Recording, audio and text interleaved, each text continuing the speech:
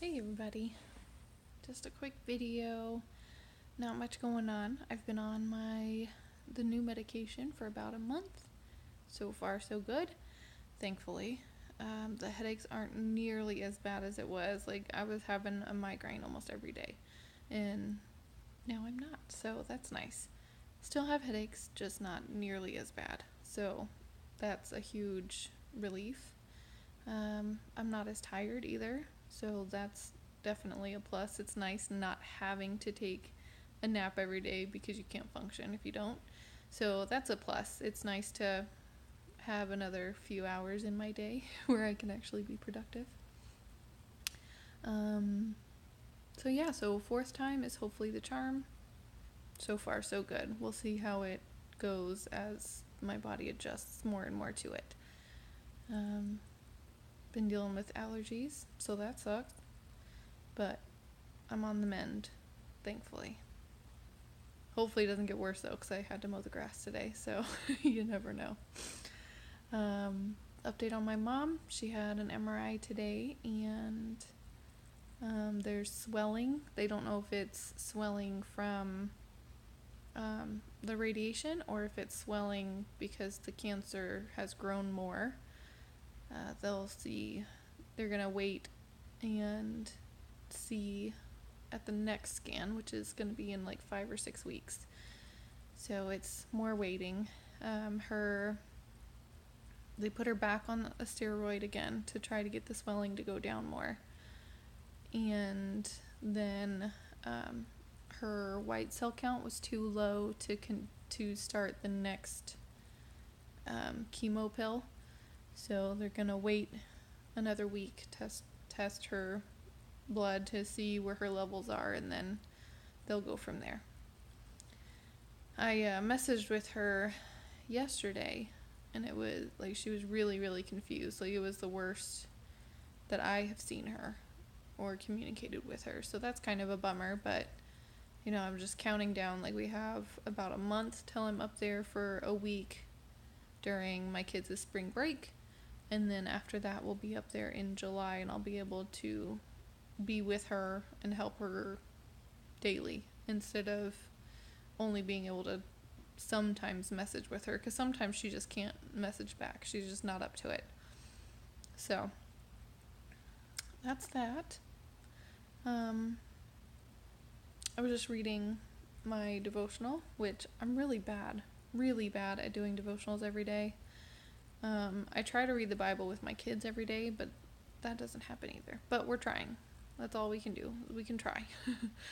But I read today that, like we are the salt of the earth, and that our lives, like we are meant to preserve and protect and help others with what we've gone through.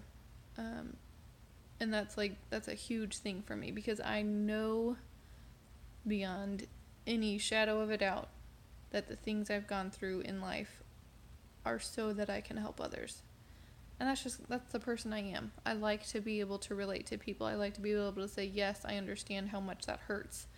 Or I know what it's like to do this or do that or go through this or go through that. Like, I've been there, and that's a huge thing, because so many people feel like they are alone in their struggles and in the things that happen in life, and they're not. Like, a lot of us have gone through this stuff, and even just solely from a mental health perspective, like so many people deal with depression and they don't even realize it, and they don't want to realize it, I think, a lot of times, because it's still such a taboo thing to deal with, even though it's widespread. We don't have to be alone. We're not supposed to be alone. And if we're not being a community, if we're not helping others, what is our purpose? Like in the devotional, it said that if we're not preserving and curing and helping our community, then we are like tasteless salt that has lost its taste, that isn't good for anything but being thrown out and trampled on. And like that hit home for me. Like, my goal is to help others. And I know many aspects in my life, I can almost pinpoint the people who it's for sometimes. Not that I remember it now, but at the time I'm like, oh, that's who it was for, or whatever. But like, it's nice to know that it's my purpose and that it's a God-given purpose, and that it's not just me wanting to, oh, I've done this or I've been through this, because I'm not like that. I'm not boastful, and I don't toot my horn, but I am someone who is open, and I like to be open, because if you're not open, people are never going to know. They're going to keep struggling and still thinking that they're on their own. So, that being said, don't wait to get help. I waited way too long to get medication and the help I needed. And I wish I had been this version of myself many, many years ago. It would have been better for everyone that has been around me, but even more so, it would have been so much better for my family. And myself, of course, but it would have been a lot better for my relationships and my family, and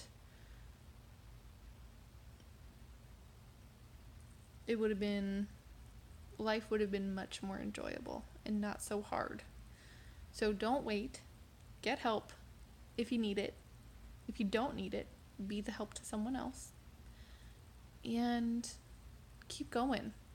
Like, you're not alone in any of this, and you can make it. If I can, you can. Good night.